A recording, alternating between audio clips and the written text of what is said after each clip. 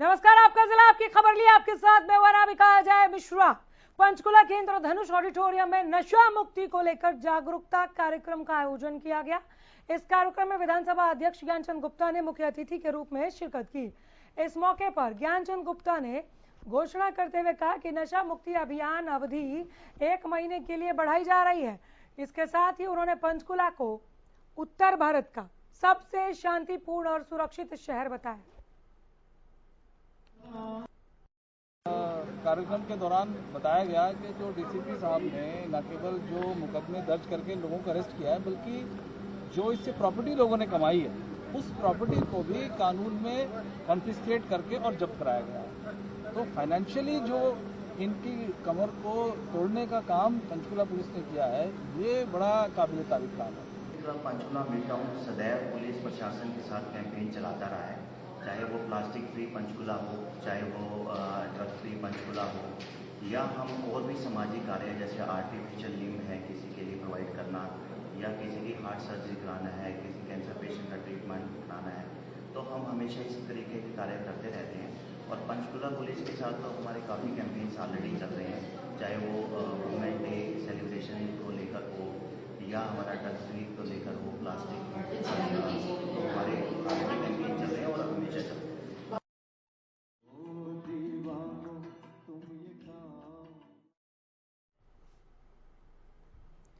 कृषि एवं पशुपालन मंत्री जेपी दलाल ने सांगवान गांव पहुंचकर बैंक अधिकारी रामफल की रिटायरमेंट पार्टी में शिरकत की।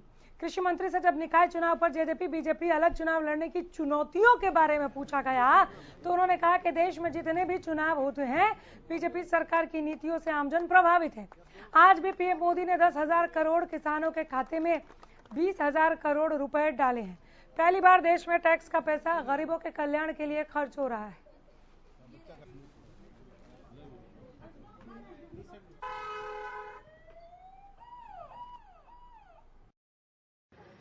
आज जितने भी चुनाव होते हैं देश में, जो हमारी कल्याणकारी नीतियां हैं नरेंद्र मोदी जी की, भाजपा की, उसका परिणाम ये है कि आम जन उसको प्रभावित है उस नीतियों से। आज भी प्रधानमंत्री ने किसानों के खाते में सीधे 20,000 करोड़ रुपए डाले हैं। 10 करोड़ से ज़्यादा किसानों के खाते में पैसा गया है।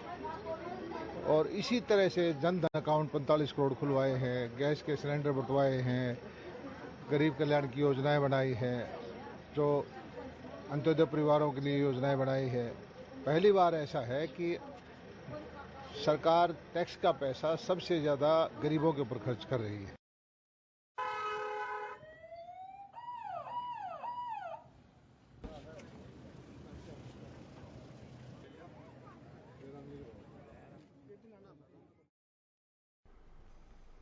सहकारिता मंत्री डॉक्टर बनवारी लाल ने दिल्ली के मंत्री सत्येंद्र जैन की गिरफ्तारी को लेकर आप पार्टी पर बड़ा निशाना साधा। उन्होंने कहा कि आप पार्टी की कथनी और करनी में अंतर है। आम आदमी पार्टी पाक साफ नहीं है। पहले पंजाब की मंत्री की गिरफ्तारी हुई, अब दिल्ली के मंत्री को गिरफ्तार किया गया है। बिल्कुल, एक पंजाब में चला गया उनका, एक दिल्ली में मंत्री चला गया। और इससे पहले भी आपने देखा होगा इनके कई विधायक भ्रष्टाचार में लिप्त थे। तो ये कहने की बात और है, और एक्चुअल में ये ऐसा नहीं कि ये बिल्कुल पाक साफ है। दूसरों पे इल्ज़ाम लगाना मतलब आसान है, लेकिन खुद के गिरेबान में झांक के देखें तो पता लगता है।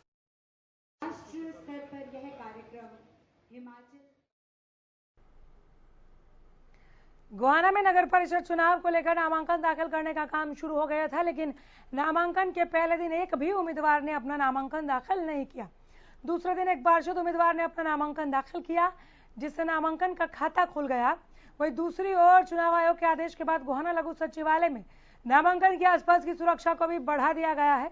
कई स्थानों पर बैरिकेडिंग की गई है। गोहाना के एसडीएम आशीष वशिष्ठ ने बताया कि नामांकन के दूसरे दिन गोहाना के वार्ड नंबर 18 से राम सैनी ने अपना नामांकन वार्ड परिषद उम्मीदवार के लिए दाखिल किया। एसडीएम ने बताया कि 4 जून 3 बजे तक नामांकन दाखिल किए जाएंगे।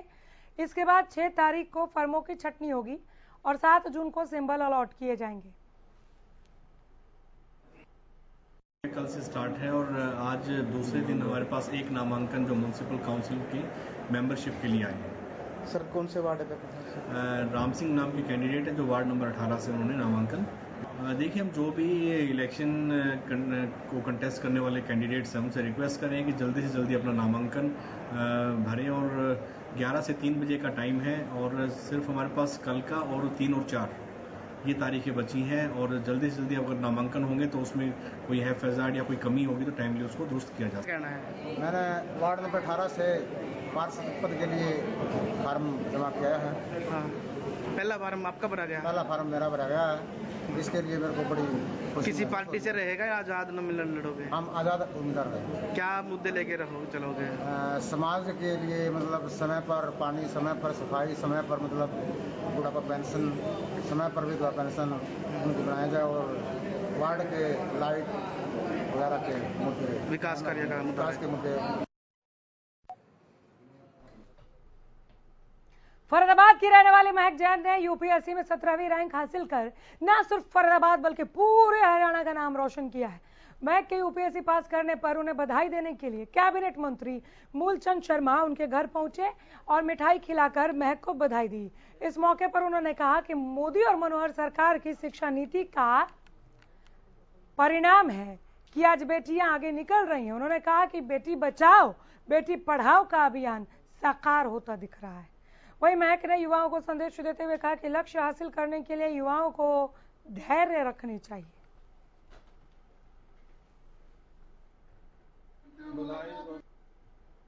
जो महक जैन ने जो उपलब्धि की है और पूरे भारत में जो नाम रोशन किया है और 7वीं जो रैंक प्राप्त की है, उस नारे को भी साकार, बेटी बचाओ बेटी पढ़ाओ बेटी बचाओ, उस नारे को साकार किया। और मैं इस बात की बधाई दूंगा पूरे परिवार के सभी लोगों को कि बिटिया ने जो नाम किया है सारे देश में, देश के प्रधानमंत्री नरेंद्र मोदी जी के उस सपने को साकार किया। उस सपने को लेकर आगे बढ़ेंगे देश के प्रति और आने वाले समय में जो सपनों का जो भारत है उस पर बिटिया काम करेंगी। और मेरे फिदा से 3 बच्चे हुए हैं, मैं सबको बधाई देता हूँ हरियाणा सरकार। मेहनत तो बहुत लगती है क्योंकि कांस्टेंट आपको एवरी डे कम से कम 8 to 10 आवर्स की मिनिमम स्टडी करनी पड़ती है। उसके अलावा एग्जाम्स जब पास होते हैं तो 12 घंटे 14 घंटे, पर मैं घंटों को ना देखते हुए अपने टारगेट्स को ज़्यादा ध्यान में रखती थी। सोने से पहले अपना नेक्स्ट डे का शेड्यूल प्लान करती थी कि किस तरह से मुझे क्या टॉपिक्स कवर करने हैं और मेरा ध्यान उस पर ज़्यादा होता था कि क्वालिटी स्टडी की जाए rather than number of hours की कितना पढ़ा कितना नहीं। तो कितनी कठिनाई आई इसमें? कठिनाइयाँ बहुत आई क्योंकि जैसे कि पहले जो मेरे 2 अटेम्प्ट्स थे इनिशियल, उनमें तो मैं प्रिलिमिनरी स्टेज ही क्वालिफाई नहीं कर पाई थी। तो सेल्फ डाउट भी आता है कभी कभी कि मैं कर पाऊंगी या नहीं कर पाऊंगी, बट फैमिली का सपोर्ट था और अपनी मेहनत पर, अपने लक्ष्य पर विश्वास था, तो दोबारा मेहनत करी, दोबारा से स्टार्ट किया और आज ये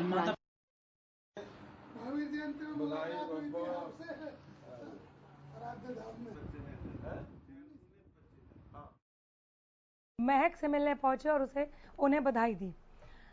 सिविल सेवा परीक्षा फाइनल के नतीजे यूपीएससी ने घोषित किए, जिसमें हरियाणा के सोनीपत जिले की बेटियों ने डंका बजा दिया।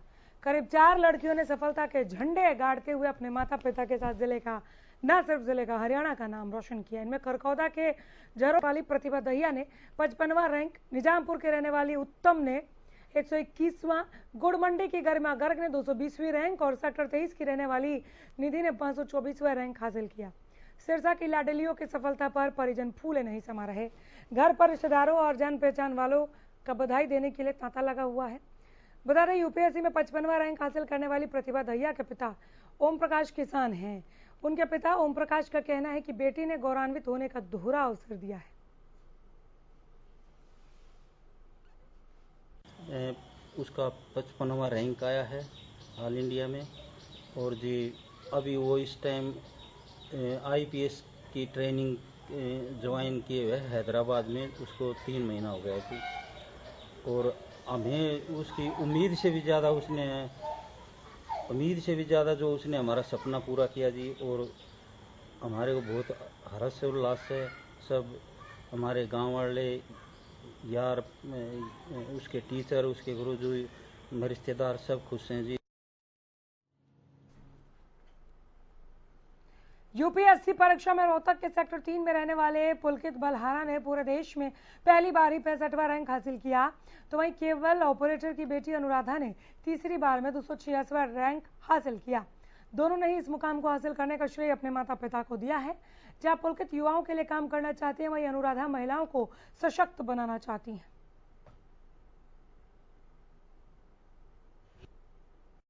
सर, मैंने सिविल सर्विसेज की जो परीक्षा है उसका प्रेशर टाइम की वजह से नहीं होने दिया। मैंने अपने लिए एक 1.5 साल तक का टाइमलाइन चुना, जिसकी वजह से मुझे कंफर्टेबल फील हो और इमरजेंसी मेजर्स जैसे कि कोविड, जिसको किसी ने रिकग्नाइज नहीं किया था, वो सब चीज़ें भी इनकॉर्पोरेट हो जाएं।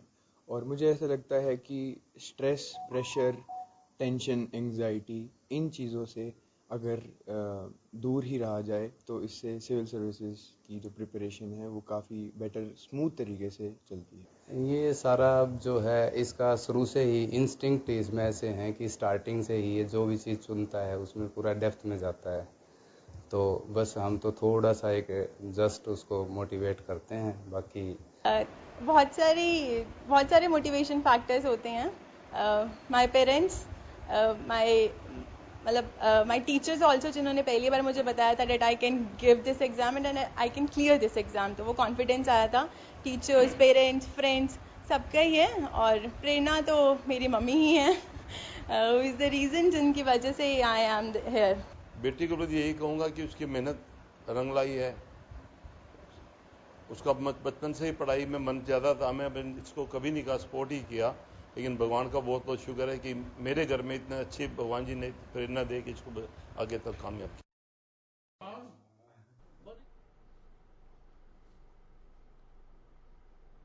आजादी के अमृत महोत्सव के उपलक्ष्य में प्रधानमंत्री नरेंद्र मोदी ने करीब 1 दर्जन से अधिक जन कल्याणकारी योजनाओं के लाभार्थियों के साथ वर्चुअल संवाद किया।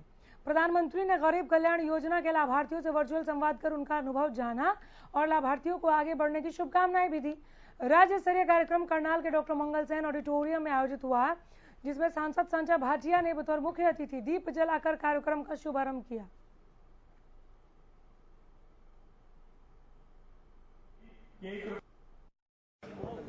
माननीय प्रधानमंत्री जी का आभार है। और माननीय प्रधानमंत्री जब इस देश के पहली बार कमान संभाली उन्होंने, तो पिछले कई वर्षों के अंदर जिन बातों को लेकर कमियां थी, जैसे मैंने अपनी बातचीत में भी कहा, अपने संबोधन में भी कहा कि हमारे से पूर्व जो प्रधानमंत्री थे स्वर्गीय राजीव गांधी जी, उन्होंने एक बहुत कड़वी सच्चाई उस समय की सरकारों की, जबकि वो स्वयं सरकार में थे, उन्होंने कहा कि योजनाओं का जो लाभ जिनको पहुंचना चाहिए वो पहुंचता नहीं है। हम केंद्र से 1 रुपया भेजते हैं, वो घिसते घिसते 15 पैसे गरीब की जेब में जाता है। इस बात को, इस भाव को माननीय प्रधानमंत्री नरेंद्र मोदी जी ने समझा। उन्होंने जनधन खाते एक बहुत बड़ी, जबकि पूरे आज़ादी के बाद 47 के बाद 14 तक केवल 45 करोड़ खाते थे, केवल 2 वर्षों में ही 45 करोड़ खाते और खुलवा दिए, उस गरीब के खुलवा दिए कि जो कभी सोच भी नहीं सकता था कि उसका बैंक अकाउंट होगा। ये प्रधानमंत्री आवास योजना का मुझे लाभ मिला है जी, मकान मिला है मुझे, और यहाँ ओनली राशन कार्ड पर मुझे राशन मिल रही है यहाँ, यही है। तो क्या कहना चाहेंगे? इसके लिए तो बहुत अच्छा है, ये जो सब कुछ मिल रहा है मुझे, मिला है। यहाँ राशन कार्ड भी मिल रही है, राशन मिल रही है मुझे, पहले नहीं उठा पाती थी, यहाँ के तब उठा रही हूँ, राशन भी उठा रही हूँ जब से ओनली राशन। साहब भी इस मौके पर उपस्थित हैं। केंद्र सरकार द्वारा गरीब परिवार के उत्थान के लिए चलाई जा रही 13वीं लाभकारी योजनाओं का लाभ उठा चुके लाभार्थियों से प्रधानमंत्री नरेंद्र मोदी ने वर्चुअल संवाद किया। आजादी के अमृत महोत्सव की कड़ी में अलग अलग जिलों में गरीब कल्याण सम्मेलन का आयोजन किया गया।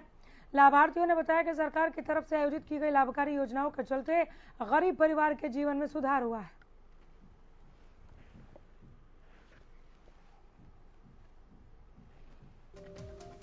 यही कहना चाहेंगे कि मोदी सरकार है जो हमारे गरीब कल्याण योजना से जो पहले सिंगल कणक मिलती थी हमें, तो अब डबल मिल रही है।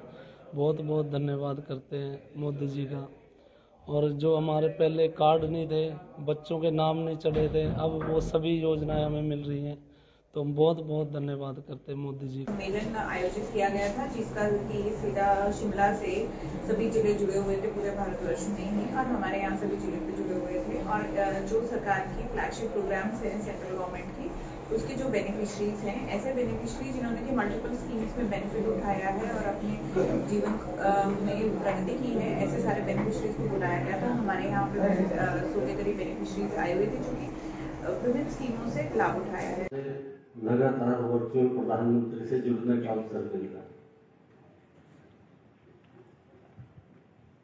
रविवार को आदरणीय प्रधानमंत्री जी ने मन की बात में हमारे यहीं से वर्चुअल जुड़े मिर्जापुर गांव से धर्मवीर जी बैठे किसानों से बात किया और कल कोरोना काल में जो बच्चे ऑर्फन हो गए, जिनके माता पिता चले गए, उनके लिए प्रधानमंत्री जी ने कल एक योजना लॉन्च की, PM care for children schemes. Palwal में गरीब कल्याण सम्मेलन में प्रधानमंत्री नरेंद्र मोदी के जन कल्याणकारी योजनाओं के लाभार्थियों के साथ संवाद कार्यक्रम में हरियाणा के परिवहन मंत्री मूलचंद शर्मा ने बतौर मुख्य अतिथि शिरकत की। जिला उपायुक्त कृष्ण कुमार ने मुख्य अतिथि का गुलदस्ता भेंट कर स्वागत किया। परिवहन मंत्री मूलचंद शर्मा ने लोगों को संबोधित करते हुए कहा कि प्रधानमंत्री नरेंद्र मोदी ने गरीब लोगों के हित में अनेक योजनाएं बनाई हैं ताकि पंक्ति में अंतिम छोर पर खड़े हुए व्यक्ति को भी योजनाओं का लाभ मिल सके।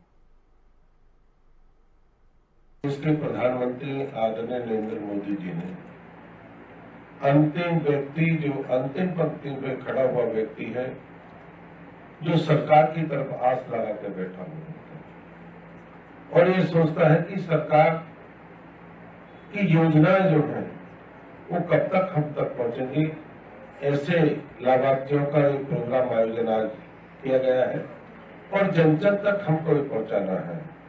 जहां उज्ज्वल योजना के बारे में विस्तार से आपको बताया और 5 किलो गेहूं केंद्र की तरफ से फ्री और स्टेट की तरफ से जो राशन जो दिया गया है आम आदमी तक, और केंद्र प्रदेश की अनेक योजनाएं ऐसी हैं जिससे लोगों को इसमें बहुत फायदा है।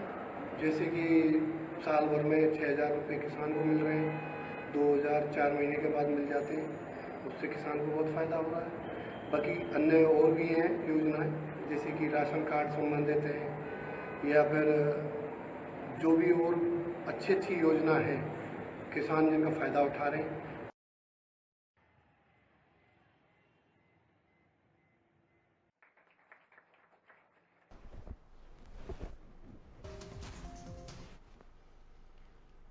गोहाना में भारतीय किसान यूनियन चढ़ूनी के बैनर तले किसानों ने फसल खराब होने पर मुआवजा नहीं मिलने को लेकर सीएम के नाम ज्ञापन सौंपा है।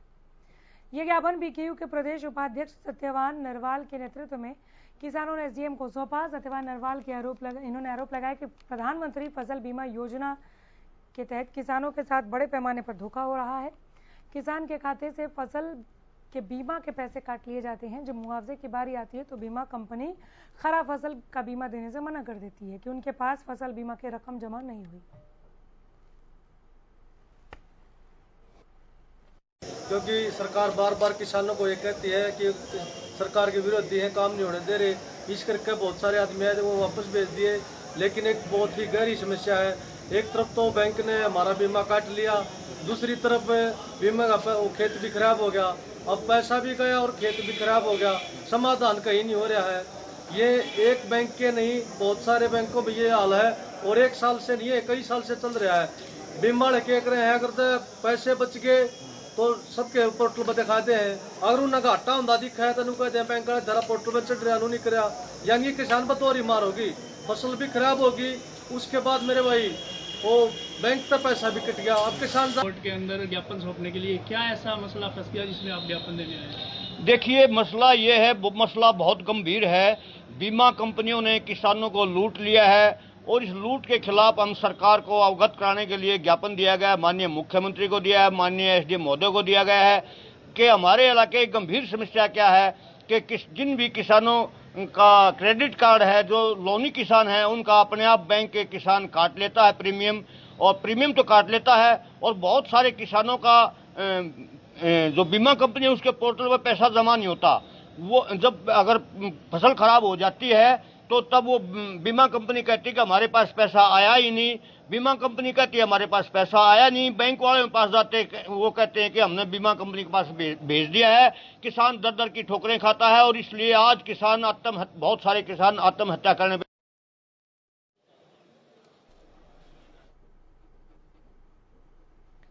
कर्नाटक में एक प्रेस कॉन्फ्रेंस के दौरान किसान नेता राकेश टिकैत पर स्याही फेंके जाने को लेकर किसानों में नाराजगी साफ दिखाई दे रही है, जिसको चलते सिरसा में आज भारतीय किसान एकता के प्रदेश अध्यक्ष लखविंदर सिंह की अगुवाई में सिरसा लघु सचिवालय पहुंचे और सिरसा उपायुक्त को प्रधानमंत्री के नाम एक ज्ञापन सौंपा। किसानों की मांग है कि जल्द से जल्द दोषियों के खिलाफ कार्रवाई की जाए और किसान नेताओं को सुरक्षा प्रदान की जाए। हुआ है कर्नाटका में हमारे किसान नेता जी चौधरी राकेश टिकैत जी और उनके साथ कई और किसान नेता थे जो वहाँ देश के कोने कोने में किसानों के लिए प्रेस कॉन्फ्रेंस किसानों की आवाज़ उठाने के लिए जा रहे हैं। तो एक बीजेपी द्वारा भेजा गया, क्योंकि कर्नाटक में बीजेपी की सरकार है, वो भी सरकार जैसे बनी है 2018 में धक्के से सरकार जो जीती नहीं थी धक्के से बनी है, तो उस को बखलाई हुई सरकार ने भी आगे आने वाले चुनाव में कि किसान आ रहे हैं तो हमारी नाकामियों को बताएंगे, तो राकेश टिकैत जी के ऊपर हमला कराया गया है। बहुत जो बिल्कुल प्लान के तहत इनमें बड़े लोगों का, बीजेपी वालों का हाथ है, उनको सामने लाने के लिए, उनको नंगा करने के लिए आज पूरे देश भर में ज्ञापन सौंपे जा रहे हैं। हरियाणा में 6 मार्गीय अंबाला नारनौल 152D हाईवे बनकर तैयार हो गया है। नारनौल से अंबाला के इस्माइलाबाद तक बनाया गया 152D राष्ट्रीय राजमार्ग अंबाला चंडीगढ़ को और दिल्ली जयपुर हाईवे पर कोटपुतली को जोड़ रहा है। National highway authority of India द्वारा जल्द ही यहां एक्सप्रेसवे आमजन के लिए खोल दिया जाएगा, जिसके लिए NHAI की तरफ से तैयारियां की जा रही हैं। हाईवे नंबर 152D के प्रोजेक्ट से जुड़े अधिकारियों ने बताया कि यह expressway advance traffic management system के अनुसार बनाया गया है। इसका जुड़ाव इमरजेंसी कॉल सेंटर से भी किया गया है। जगह जगह इमरजेंसी कॉल के लिए टेलीफोन बूथ बनाए गए हैं। इस पूरे एक्सप्रेसवे की निगरानी के लिए CCTV कैमरे लगाए गए हैं।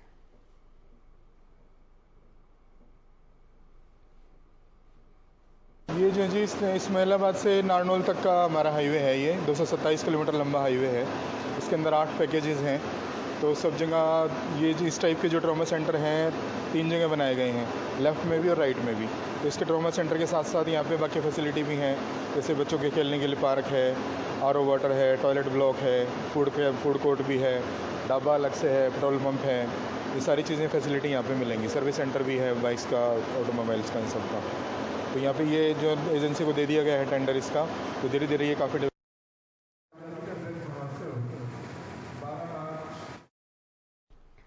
किसान नेता राकेश टिकैत पर बेंगलुरु में हुए हमले और स्याही फेंके जाने से नाराज किसानों ने यमुनानगर में भी प्रशासन के रवैये के चलते सड़क को जाम कर दिया। दरअसल किसान राकेश टिकैत पर हमला और दूसरे जिले के गांव सरावा में स्लॉटर हाउस खोलने के विरोध को लेकर किसान ज्ञापन देने के लिए आए थे। यहां जिला उपायुक्त ने उपायुक्त ही नहीं मिले उन्हें। किसानों ने साफ कहा कि समय रहते अगर जिला उपायुक्त मौके पर आकर ज्ञापन नहीं ले लेते तो मजबूरन सचिवालय के सामने ही टेंट लगाना पड़ेगा।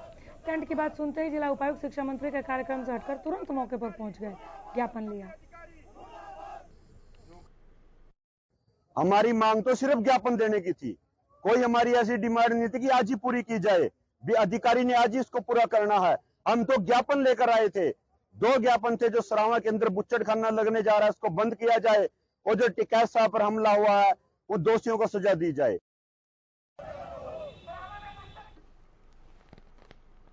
सोनीपत में सदर थाना क्षेत्र के गांव शहजादपुर के किसान ने तहसील न्यायालय में प्रशासनिक अव्यवस्था से परेशान होकर जहर खाकर जान दे दी। बता दें कि मामले में तहसीलदार पर जमीन के कागजात दूसरे के नाम पर तैयार करने का आरोप। किसान की जमीन पर दूसरे व्यक्ति ने बैंक से कर्ज भी लिया था। हालांकि किसान कई महीने से अधिकारियों के पास चक्कर भी लगा रहा था। जिले के प्रभारी मंत्री मूलचंद शर्मा को भी शिकायत दी गई थी, लेकिन मामले में कोई कार्रवाई नहीं हुई।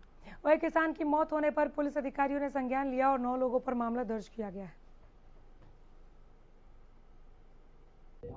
इंद्रपाल के चाहते हैं दुखी कर रहे हैं जी, हमारी जमीन का सारा रिकॉर्ड बदल दिया, जमीन का रिकॉर्ड बदल दिया, इसलिए जहर खाया, फर्जी लोन ले लिया, कागज दे गए। इंद्रपाल ने विजय और उसका भाई प्रवीण विजय गृह एजेंसी वाले परेशान करते हैं, मेरे को धमकी देते हैं। और सजादपुर का वेद प्रकाश उनकी वजह से खाया जहर मुंह तो बोल।